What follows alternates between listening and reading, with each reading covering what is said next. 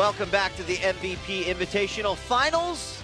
The MLG Esports helicopter had to refuel, so we didn't have a beautiful Dallas shot for you for this one. But we're going to hop right into game number 3, where Sue is currently leading over Oz 2-0. God, Sue's play is just beautiful in those first 2 games. This amazing mass Ling play perfectly counterattacks the aggression that Oz has been throwing at him.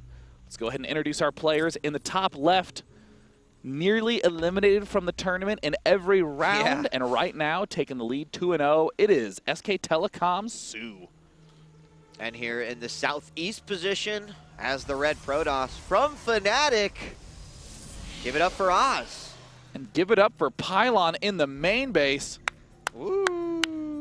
Yeah, I love this play. Now, there's 2 major variants that can come out of this. One is just a standard gateway. Oh! Or one is a super early gas. Well, I will say that a possibility is that he's going to go gateway first into some 4-gate plus mysterious tech. A very common example is to go for gas first and then gate and go for a Stargate.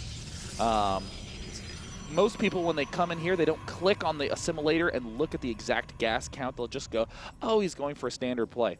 But that little bit of extra gas can, ooh. So, and yeah, he hatches first, which is kind of crazy a little bit. So I got a question for you, Sean. Okay, let's talk about this, because there's no scouting drone for Sue. Yeah. And obviously with the building placement that we're seeing out of Oz, he's going to get those extra seconds where that Overlord's going to be like, what the hell is going on? Yeah. So what does Sue ultimately need to take from the read the moment he's going to see that nothing is here at the natural? He's already put down that hatchery. No way. Oh, Sue consulting the book of metagame. Wow. Only to find nothing. That book was not decreed by any divine order. It was just written by a bunch of guys. Sue deciding all of a sudden that his opponent is going to be early expanding. Nope. This is going to be a painful moment right here when you get into this moment and go, oh my God, my opponent is not early expanding. But look at Oz. Oz is very much so assuming that his opponent is early expanding. Oh yeah, I would say that's absolutely. As the Overlord is going to come in now, wondering just what in the heck is actually going on. Now Zealot's out, the Cybernetics core just completes, and immediately we're going to see a sentry coming out of here.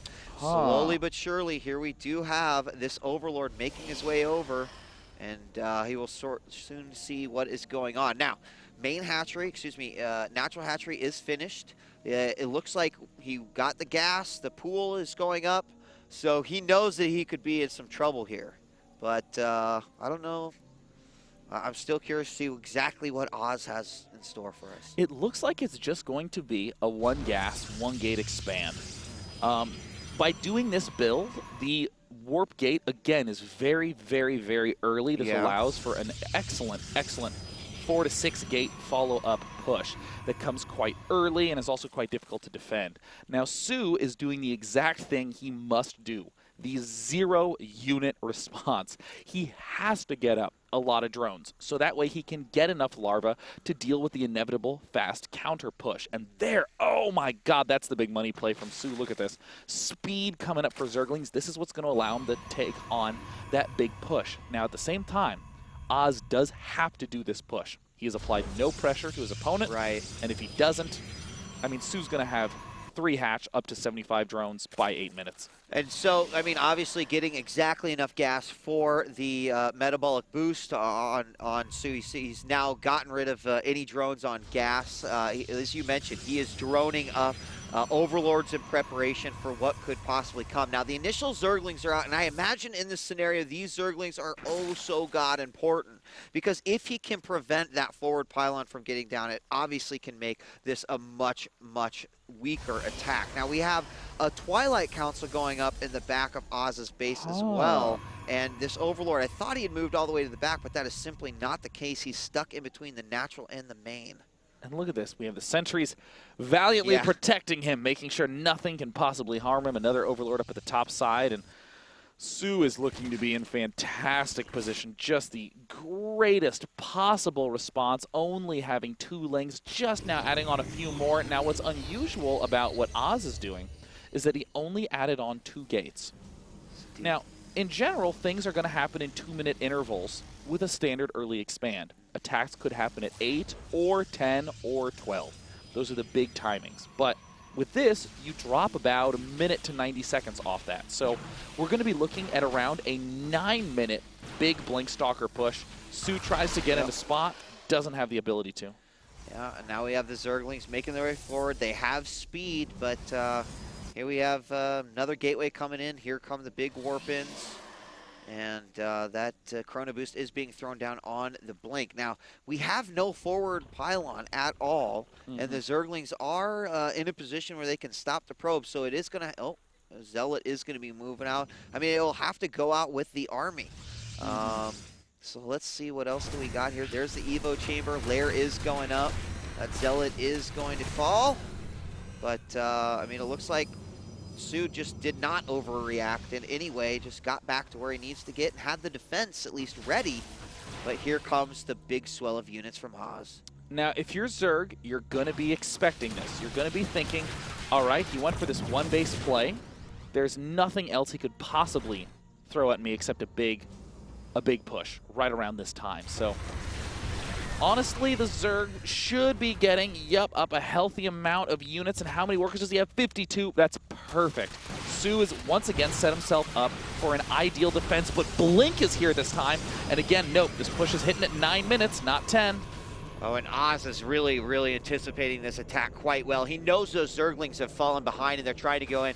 He's going to scoop himself around, which will give him a really, really fantastic defensive posture here on this third base, and can also give him an avenue for lead. But there, the Zerglings coming up from the back, try to get rid of that pylon, which is oh so important. There is a second one building up on the top, but here goes an attack on the third. Oh, it's just a little bit too wide of a position. Those roaches can get an excellent angle, but look at Oz making sure not to lose any of these stalkers. But the problem is the Zerglings coming in from the backside. Oz is going to need to mount a massive Blink retreat if he wants to be able to stay alive, but no, he's going to be, oops, misblinking there.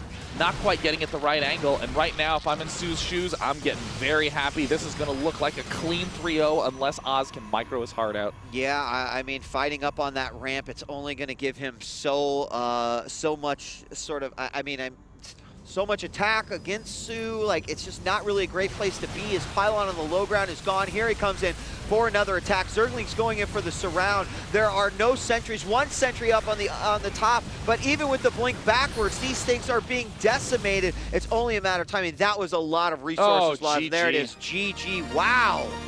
A quick game 3. You know, that game was one of those brutal metagame situations where Su says, you know what? This is the map where people most love to do. That 2-base, Sentry, Immortal all-in. So I'm going to go 3 hatch before pool. That's going to be my safety mechanism. However, my opponent went 1 base. Oh man, Su should have been dead almost immediately. If you spot that at any point as Protoss, you can stop whatever you're doing, build a forge, and just cannon rush a base, and you are guaranteed a kill there. However, Oz, again consulting the metagame, saying, well, you're obviously going to be going for this normal 3-base play. I don't need to scout that, and that gave the opportunity to Su to get early 3 queen, early 3 hatch, and got up to 50 drones with lightning speed.